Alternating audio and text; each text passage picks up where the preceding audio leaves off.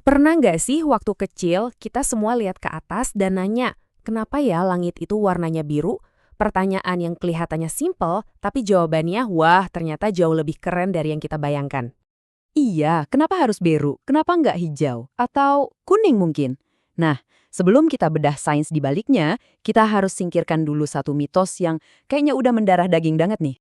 Anda pasti pernah dengar kan? Katanya langit itu biru karena mantulin warna lautan kita yang luas.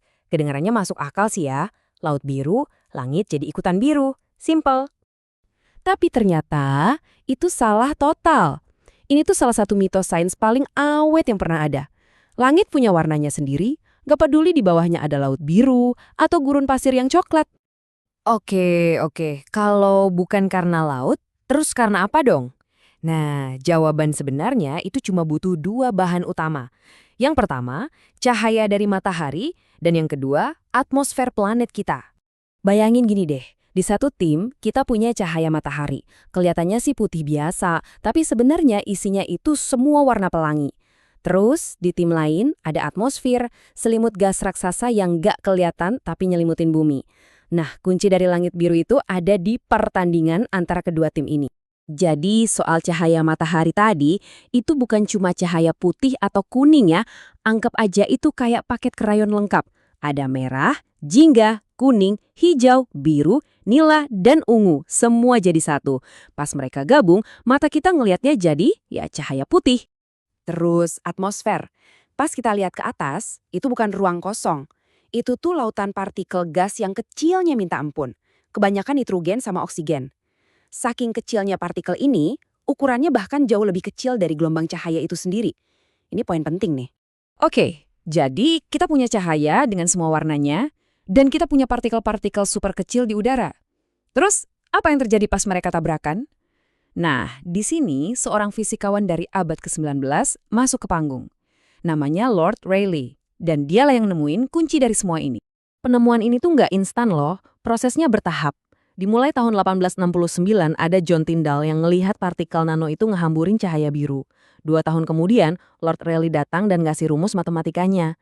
Akhirnya di ujung abad tahun 1899, dia buktiin kalau ternyata molekul udara itu sendiri biang keladi.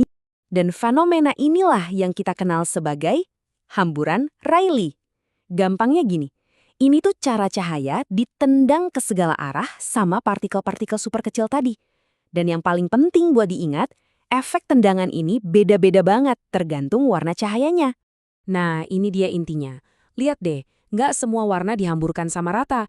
Cahaya biru karena gelombangnya pendek, itu dihamburkan kira-kira 4 kali lebih kuat daripada cahaya merah. Itulah hamburan Rayleigh. Jadi pas cahaya matahari masuk atmosfer, warna biru itu ditabrak dan disebar ke semua arah, ngecat seluruh langit jadi biru.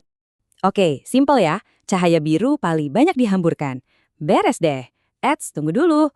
Ternyata nggak sesimpel itu. Justru, penjelasan ini malah nimbulin beberapa pertanyaan baru yang bikin penasaran.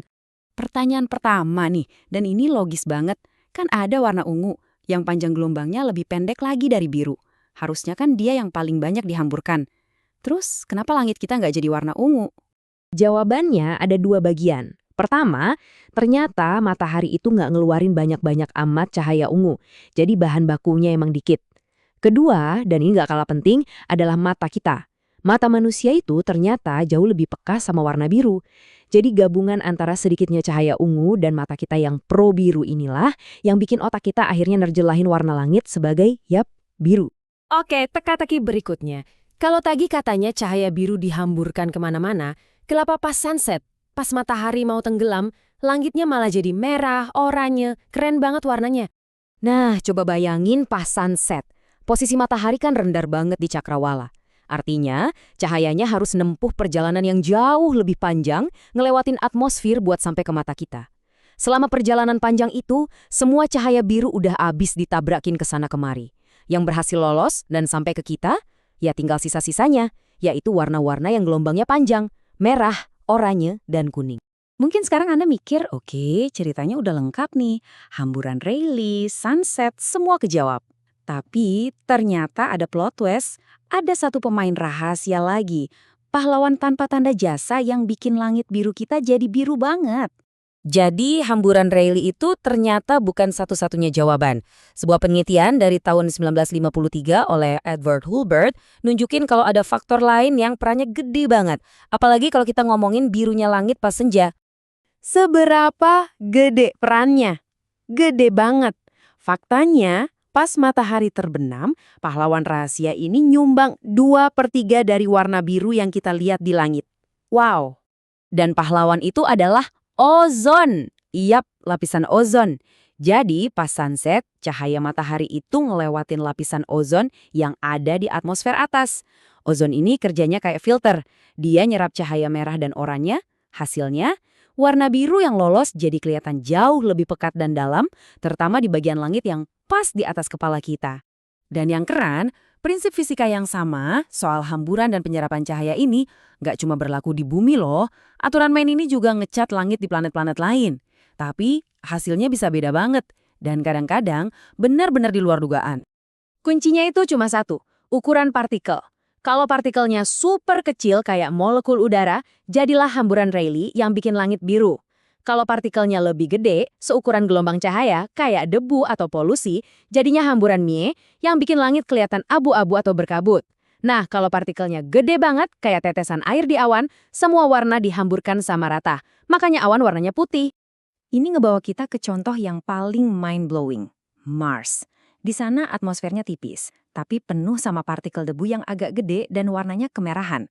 Partikel ini justru jago banget ngehamburin cahaya oranye. Jadi kebayangkan apa yang terjadi pas sunset di Mars? Justru kebalikannya.